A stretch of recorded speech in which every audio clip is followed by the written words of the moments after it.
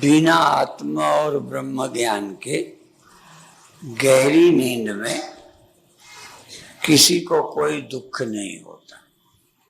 क्यों नहीं होता? आत्मा की प्राप्ति नहीं है, वहां ब्रह्म ज्ञान नहीं है, पर उतनी देर आपकी बुद्धि में संसार नहीं है। दुख देता है संसार, सुख भी देता है। क्योंकि मैं कहूंगा सुख नहीं देता तो तुम कहोगे हमें तो देता है। तो दूसरी बात सुन लो, जागृत में और स्वप्न में संसार से कभी सुख मिलता है, कभी दुख मिलता है। केवल सुख नहीं मिलता, केवल दुख भी नहीं मिलता। यद्यपि कुछ लोग कहते हैं हमारे जीवन में दुख ही दुख है, पर जिनके जीवन में दुख ही दुख होगा वो सुसाइड कर चुके होंगे। बीच बीच हमें सुख भी मिलता रहता है। ऐसे घर में भी, और ट्रिपल तलाक वाला मामला हम नहीं कहते, पर वैसे भी यदि दुख ही दुख मिलता तो अभी तक तुमने भी तलाक दे दिया होता, पर तुम्हें सुख भी मिलता रहता है। कभी मन करता है छोड़ें, पर फिर सुख मिल जाता, कहते नहीं छोड़ना। तो गहरी नींद का विषय इसलिए कहा कि उतनी देर जगत नहीं है, इसलिए वहां दो नहीं है, सुख और दुख के जोड़ा नहीं है, द्वंद्व नहीं है। जागृत में हानि लाभ है, सुख दुख है, अच्छा बुरा है। नींद में दूसरा नहीं है। तो बिना ब्रह्म ज्ञान के जगत यदि ना हो तो भी दुख नहीं रहेगा। दूसरा विषय इसी को और क्लियर करेंगे। अब आपको ब्रह्म ज्ञान हो गया, मान लेते हैं, मुझे हो गया चलो, पर ब्रह्म ज्ञान होने पर भी दो चीजें, शरीर रहते शरीर के रोग, कुछ और परिस्थितियां कष्ट देती है। दुख नहीं, कष्ट। ब्रह्म ज्ञानी को दुख ना हो पर कष्ट तो हो सकता है। बड़े बड़े ज्ञानियों को भी कष्ट हुए।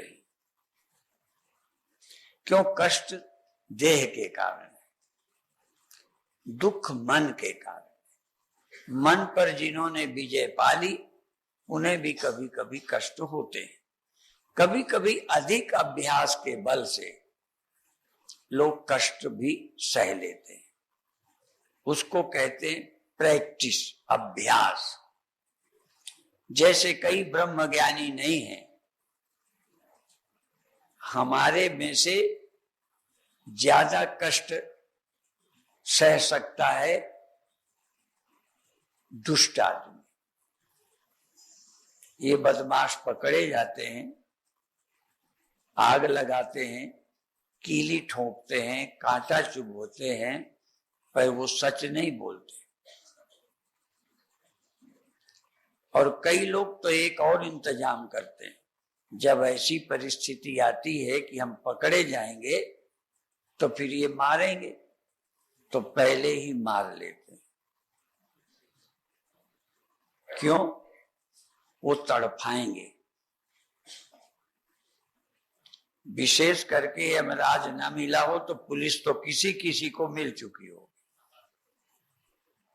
ये यमराज से कम नहीं होते।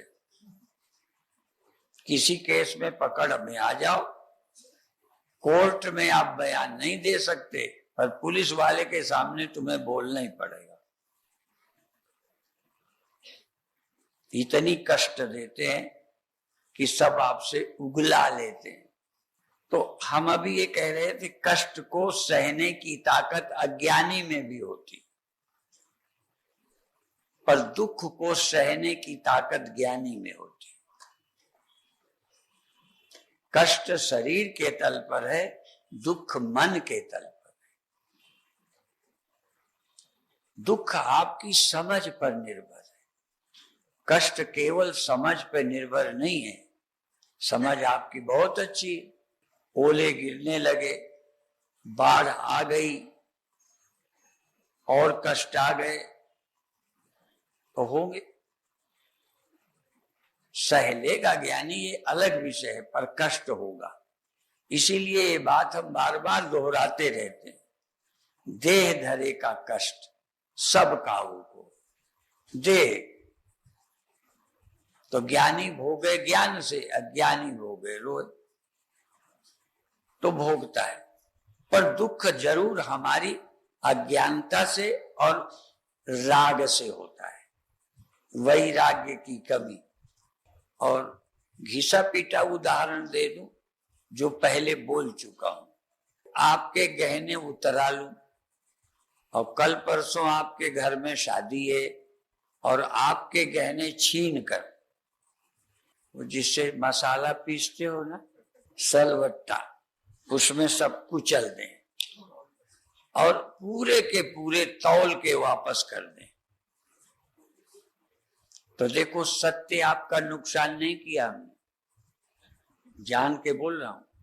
आत्मा मान लो चाहे सत्य मान, सत्य आपका 100% वापस कर दिया, पर आप दुखी हैं। क्यों? पहनने की आसक्ति है, विवाह शादी में दिखाना है और दिखाने का अवसर निकल गया तो आप कहोगे गुस्सा में, सोने को चाटें क्या? तो ऐसे ही तारा के पति को मार दिया और समझाते हैं ये देह यदि पति है तो ये रखा है, और यदि जीव मानते हो तो मरा ही नहीं। तारा ने कहा कि नहीं कहा, पर मैं तारा की जगह होता तो कह देता तुम्हारे अविनाशी जीवात्मा को मैं चाटूं क्या, मुझे तो देह चाहिए। तो जिसमें वैराग्य नहीं है उसे संसार चाहिए। जिन्हें वैराग्य है और फिर भी कुछ दुख है उन्हें ब्रह्म ज्ञान चाहिए।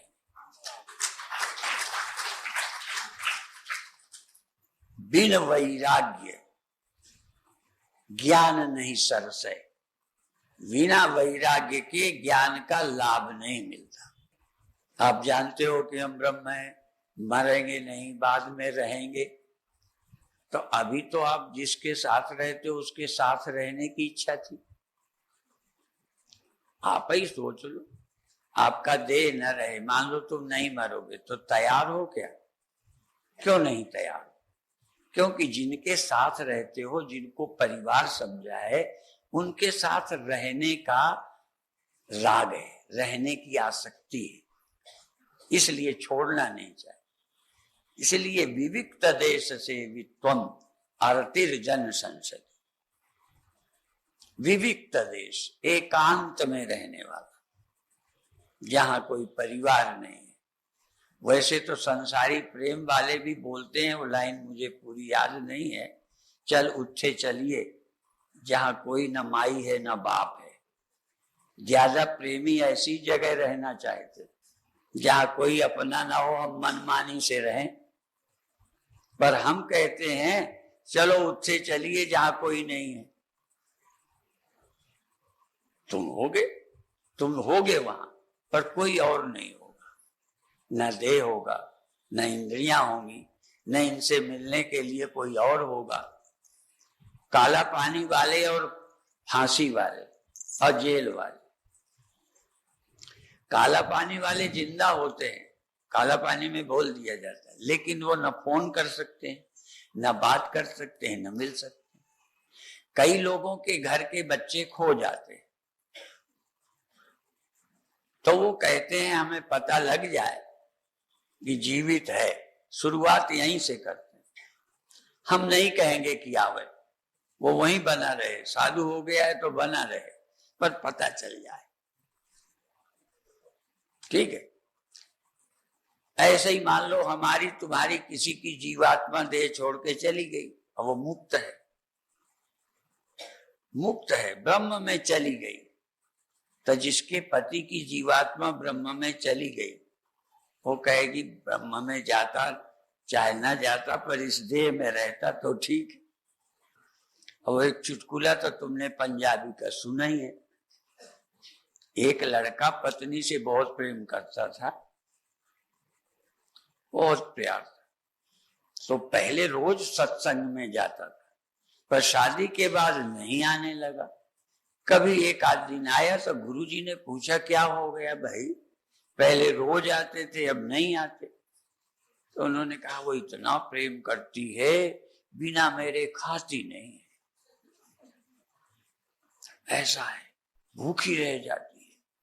अब वो प्रेम में आ गए, और किसी को प्रेम में कमी नहीं मालूम पड़ती, बहुत 100% विश्वास होता है, उसे भी विश्वास था। गुरु जी ने भी कहा चलो देखते हैं, उसको प्राणायाम सिखा दिया। जैसे हमारे कभी कभी विजय जी मुंह फैला के ध्यान में चले जाते हैं, ऐसे ही वो ध्यान में चला गया है, सिखा दिया। अब उस दिन पत्नी ने खीर बनाई थी, लड्डू बनाए थे, तैयारी की थी, वो प्राणायाम करके ध्यान में चला गया। हमारा वाला ध्यान नहीं, वो जिसमें प्राण रुक जाते, जिसमें वो अभी बैठे हुए हैं, कौन, आशुतोष जी। तो ऐसे ही वो समाधि में चले गए।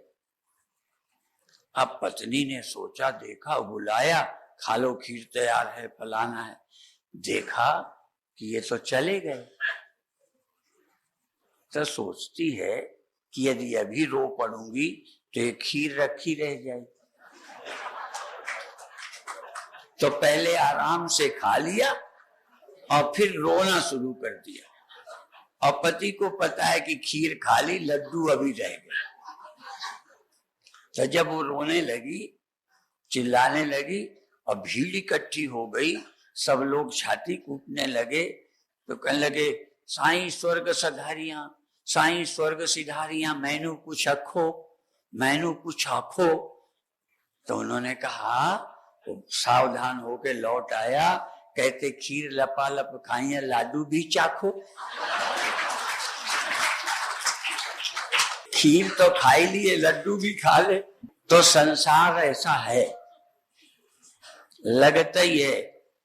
पहले जब उपनिषद पढ़ा तो मैं लगा ये बड़े स्वार्थी। एक बार मेरे गुरु भाई जीवन स्वरूप, हम अपने गुरुदेव के साथ थे, फतेहाबाद के आगे सिरसा, सच्ची घटना है। तो गुरुदेव किसी के घर गए थे, हम लोग भी गए, तो जलपान कराया, पर हमारे गुरु भाई ने कीर्तन गाया, सकल जगत दुखदाई रे, भजले अविनाशी। अब ये किसी को जमता है क्या? अभी मैंने बताया गहरी नींद में क्या दुख था, कुछ भी नहीं, जितनी देर चाह नहीं है, छोटे बच्चे को कहां दुख है। तो वो गा रहे थे, सकल जगत दुखदाई रे, भजले अविनाशी, और साथ में और क्या गाने लगे, स्वार्थ के सब भाई रे, भजले अविनाशी, स्वार्थ के सब भाई रे। तो इतने में एक लड़का खड़ा हो गया जिसके घर गए थे, कि बाबा ये हमारे भाई स्वार्थी, हम स्वार्थी? लगते ही नहीं कि स्वार्थी, पर स्वार्थ का पता चलता है। घर में लगी आग, घर से सेठ भागा, बाहर आ गए, अब लड़का छोटा अंदर रह गया, तो चिल्लाए रोड पर, कोई मेरे लड़के को निकाल दो, आधी प्रॉपर्टी दे दूंगा, लाख रुपया दे दूंगा, फलाना दे दूंगा। किसी ने कहा तू ही क्यों नहीं चला जाता? अब प्रेम का पता चला, ऐसे तो सब प्रेमी है, पर जब मरने का, अभी यदि सांप आ जाए तो पत्नी अलग भगेगी, पति अलग भगेगा, बाद में देखेंगे अंदर कौन रह गया। पहले अपनी जान बचाओगे। सबसे ज्यादा प्यार अपने से है, किसी और से नहीं है। कहने की बातें अलग, पर उपनिषद ने जब कहा तो एक बार लगा, पति पति के लिए प्यारा नहीं होता, आत्मनस्सु कामाय पति प्रियो भवति। पति पति के लिए प्यारा नहीं है, अपने लिए प्यारा है। पत्नी पत्नी के लिए प्यारी नहीं है, अपने लिए प्यारी है। तो लगता था ये स्वार्थ के उपदेश हैं, पर सच्चे यही है। अब एक कहानी कह के विषय का उपसंहार करें। सब लोग भगवान को ढूंढ रहे थे, मिल नहीं रहा था। जैसे महर्षि दयानंद पूजा करने गए थे शिवरात्रि को, तो चूहा चढ़ गया शिव जी में। उनको लगा ये कैसा भगवान, इनके ऊपर तो चूहा चढ़ गया। इतनी सामर्थ्य नहीं है, सुना था सर्वशक्तिमान होता है, यदि ये भगवान होता तो चूहे को फेंक देता। उनको कहते हैं, इसलिए वो लोग इसे बोध दिवस मनाते। मैं इसको बोध दिवस नहीं कहा। हाँ, इस दिन से महर्षि दयानंद को सत्य की जिज्ञासा हो गई। ये भगवान नहीं है तो क्या है भगवान? भगवान ये नहीं है ये तो समझ आया, पर क्या भगवान उस दिन महर्षि दयानंद समझ गए? नहीं, ऐसे ही किसी ने कह दिया जो शक्तिमान होता है वो भगवान होता है। हुआ क्या, एक दिन बिल्ली चूहे की ओर झपटी, चूहा भागा, तो उसने समझा बिल्ली शक्तिमान है। बिल्ली को पाला, खिलाया, पिलाया, आरती करे, पूजा करे, बिल्ली भगवान है, ताकतवर है, दिखाई पड़ा, आंखों से देखा, चूहा भागा। अब हुआ क्या, एक दिन कुत्ता आ गया तो बिल्ली भागी। वो कहते हैं चूक हो गई, वो नहीं है भगवान, ये भगवान है। और वैसे भी मिलता जुलता है, डाग है, थोड़ा बदल दो तो गाढ़ हो गए। अब वो कुत्ते की पूजा, खिलाना, पिलाना। पर एक दिन झब्बू रसोई में चले गए, एक रोटी तो देवी लेके डंडा लिकली मारा कुत्ते को, कुत्ता भागा। कहने लगे मैं बेकार भटकता रहा, भगवान तो यही है। तो कुत्ता छोड़ा, पत्नी की सेवा करने लगा, यही भगवान। तो जानते हो भगवान कितनी देर रहता है? अब किसी दिन भोजन व्यवस्था में जल्दबाजी में कुछ गड़बड़ हो गई तो आ गया गुस्सा पति को, तो ले डंडा कह रहे, तो एक दो झाड़ दिए, कहते लो मैं बिना मतलब ढूंढता रहा, भगवान तो मैं ही था।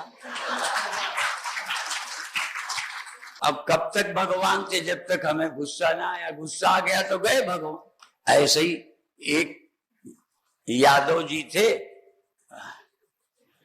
जाति कर लेके नहीं बोलना चाहिए, पे चुटकुले हैं, पे कोई बात। यादव जी थे, उनकी भैंसें खो गई। बहुत मनाया, हे भगवान मैं रोज ठाकुर जी को पूजता हूँ, ये करता हूँ, भैंसें आ जाए, नहीं आई। तो ठाकुर जी को उठा के तालाब में फेंका। देखो ठाकुर जी थे, पर नाराज हो गए तो गए। तुम्हारे मन के भगवानों का यही हाल है, असली भगवान को तुम नहीं फेंक सकते। तालाब में फेंका है भगवान को, पर फिर भैंसे आ गई, तो फिर तालाब में डुबकी लगा के ढूंढ के ले आए और कहते पहले ही दे देते तो ये दुर्दशा कहे को। मिल गए भगवान।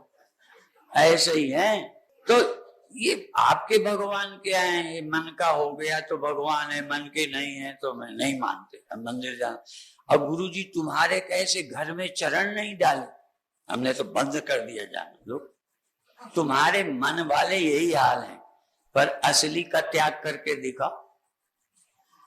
इसलिए आप सत्संग करो, सत्संग से भगवान क्या है। ऐसे कल्पना थोड़ी है कि हमने मान के पधरा लिया, घर में धर लिया। और एक दो भगवानों को नहीं जानता, ये बोल चुका हूं। ये अमृतसर की घटना है, रोशन लाल भाटिया। उन्होंने उस समय, बहुत पुरानी बात है, तब हमारे मुंह से आई थी, बहुत पुरानी। हाँ, हम उस समय सन 65 में अमृतसर गए थे। सन 65 से लगातार अमृतसर जाते हैं। बहुत लोग भक्त बन गए थे। एक परिवार घर जब खरीदा, उस समय 4 लाख का, गाय आगे, भगवान कृष्ण उसके आगे, हम लोग साधु पीछे। उन्होंने अपने घर में प्रवेश किया। ये श्रद्धावानों का भी कब दिवाला निकल जाए हमें भरोसा नहीं है। आज अभी गुजरात से आए क्या, प्रशांत जी, कहने लगे ये आपके भगत हैं। तो मैंने पूछा, चाहे पूछ लेना, मैंने पूछा तुम मेरे भगत हो? हम जानते हैं भक्तों का क्या है, सब हमारे भगत हैं, हमें पता है कोई नहीं है। तो ऐसे ही इतनी श्रद्धा से ले गए। अब वो गए वैष्णो देवी, वही रोशन लाल भाटिया, वहां से लौटे, थोड़ा पानी बरस गया तो एक रपटे में पानी जा रहा था, उधर लोगों ने रोका, अभी मत जाओ, पानी का बहाव, आधा घंटे रुक जाओ, पानी का लेवल घटेगा, निकल।